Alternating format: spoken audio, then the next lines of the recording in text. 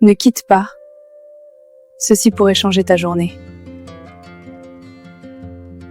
Regarde jusqu'à la fin pour la bénédiction.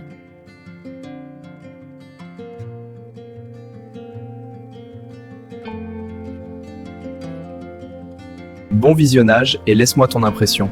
N'oublie pas de t'abonner.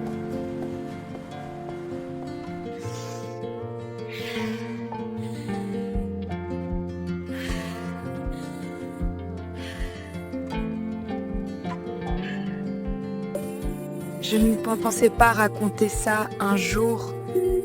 Mon éveil spirituel.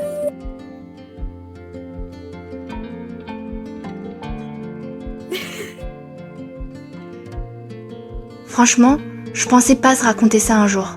Vraiment pas. J'ai même failli ne jamais publier cette vidéo. Mais là, je sens qu'il faut que je le fasse. Donc voilà, aujourd'hui je vais vous raconter mon éveil spirituel. Et attention, c'est pas du tout ce à quoi vous vous attendez venant de moi.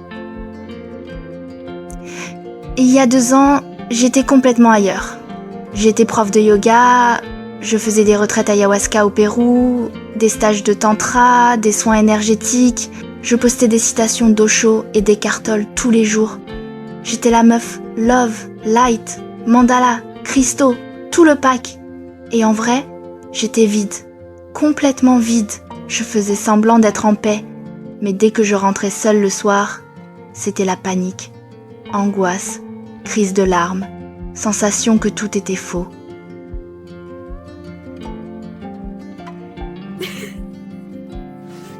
Et puis il y a eu ce moment, j'étais dans un état vraiment pas bon. J'avais rompu, j'avais plus d'argent, plus envie de rien. Un soir, j'étais dans mon ancien appart à Lisbonne. J'arrivais plus à dormir. J'ai pris mon téléphone et sans savoir pourquoi j'ai tapé Jésus dans YouTube. Pas méditation guidée, pas fréquence 528 Hz. Non, Jésus. Et je tombe sur un témoignage d'une fille qui racontait exactement ce que je vivais. Mais elle disait que Jésus l'avait sauvée. J'ai éclaté de rire. Genre vraiment. Non mais sérieusement ? Jésus ? Moi ? J'ai fermé la vidéo.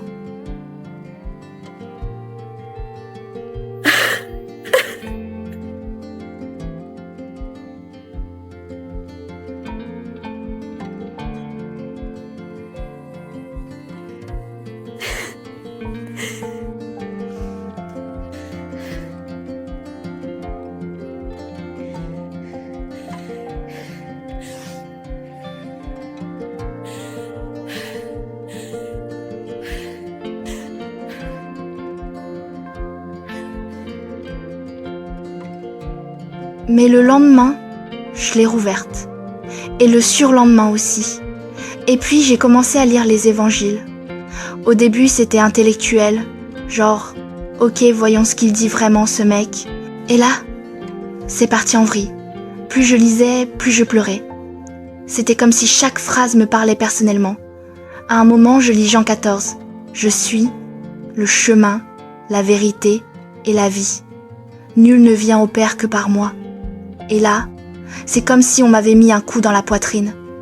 J'ai fermé le livre, j'étais en sueur.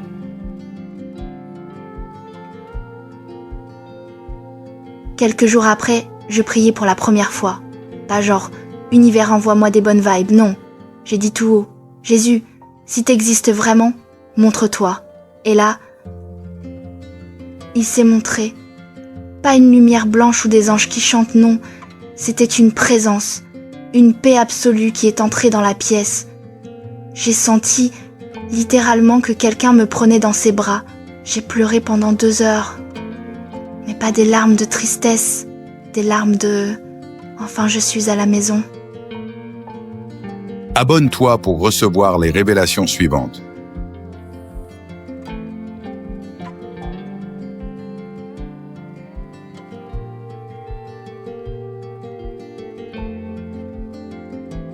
Depuis ce jour-là, tout a changé.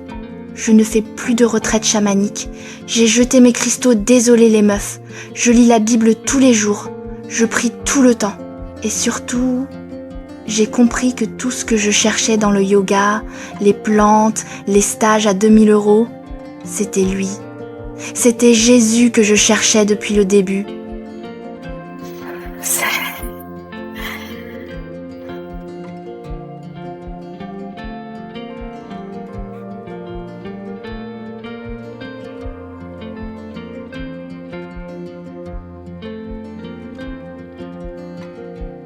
J'avais ma Bible juste à côté de moi, là, comme par hasard. Du coup, je vais vous laisser ce verset qui m'accompagne partout maintenant. Jean 8, 12. Jésus leur parla de nouveau et dit : « Je suis la lumière du monde. Celui qui me suit ne marchera pas dans les ténèbres, mais il aura la lumière de la vie. » Voilà. Je sais que ça va en choquer certains. Peut-être que certains vont se désabonner, mais je m'en fous. Aujourd'hui, je suis libre, vraiment libre. Si cette vidéo peut aider ne serait-ce qu'une personne à ouvrir une Bible, alors ça valait le coup.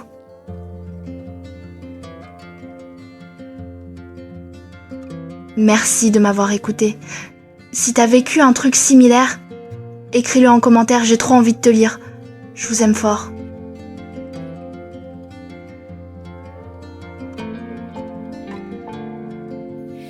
Jésus vous aime. Jésus vous aime.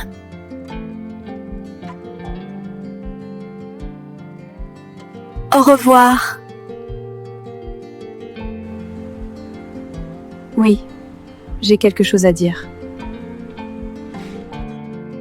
Dis-le dans les commentaires.